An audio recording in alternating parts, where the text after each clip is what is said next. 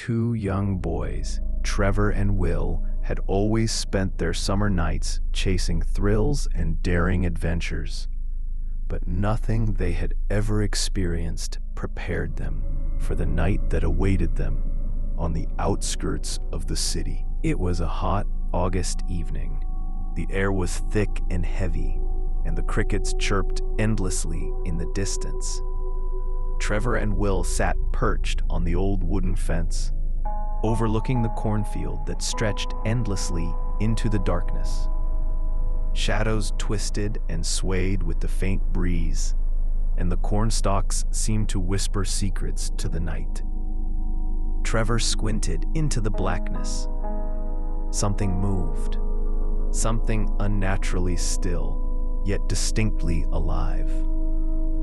At first, he thought it was just a wild animal, a fox or a stray dog. But then it moved again. "Will, look," Trevor whispered, his voice trembling. His finger pointed at a shape that slowly emerged from the shadows. It was tall, impossibly thin, and its movements were jerky, unnatural. Trevor's stomach sank. He felt the cold claw of fear grip him. Will leaned forward, his eyes wide. What is that?" he stammered. Trevor couldn't answer. The figure in the cornfield seemed human at first glance, but the longer they stared, the more grotesque it became. Its skin was mottled, peeling in places, revealing raw, glistening flesh underneath. Its head tilted at impossible angles as if mocking them. Suddenly, the figure stepped closer, dragging its feet through the dry soil. Every step was deliberate, slow, horrifying. Trevor and Will exchanged a terrified glance. Panic surged through their veins. They turned to run, but before they could even take a step, a cold, clammy hand landed on Trevor's shoulder. He spun around. The face. It stared at him with eyes that seemed to burn with an otherworldly hunger.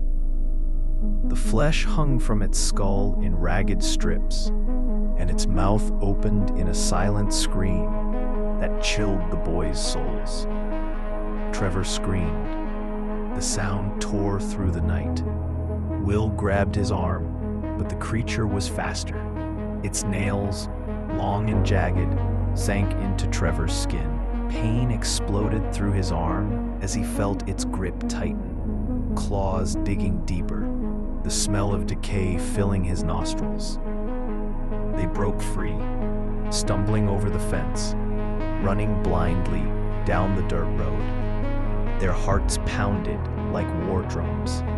The night itself seemed alive, twisting the shadows, whispering threats that only they could hear.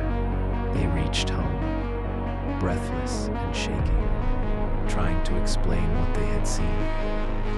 But no one believed them. Parents, neighbors, friends, all dismissed their terror as a childhood nightmare. But the scratches on Trevor's arm remained, angry and raw, refusing to fade. By morning, Trevor's condition worsened. Fever burned his body, his skin darkened and blistered. The doctors could do nothing. The infection spread with a speed that defied understanding. Flesh rotted before their eyes, a stench of death clinging to him. Trevor's parents could only sit by helplessly, watching their son decay into a horror beyond comprehension. Days passed. Trevor's cries grew weaker. The infection crept upward, consuming his entire body, leaving him a shell of the boy he had once been. Will visited him at the hospital, hoping for a miracle, hoping for a friend to smile again. But when he thought Trevor lying there, something inside him froze. His friend's eyes, the twisted grin, the skin. It was no longer Trevor. The boy he had known was gone.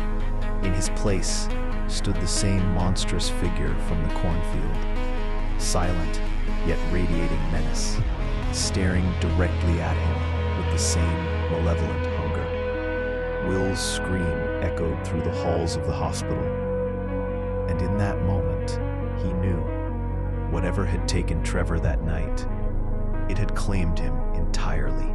There would be no rescue, no recovery, only the lingering shadow of terror that haunted the fields, waiting for the next pair of unwitting souls.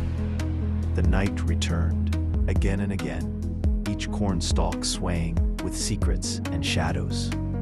And somewhere, in the darkness, the creature moved, patient, eternal, feeding on fear, and watching, always watching.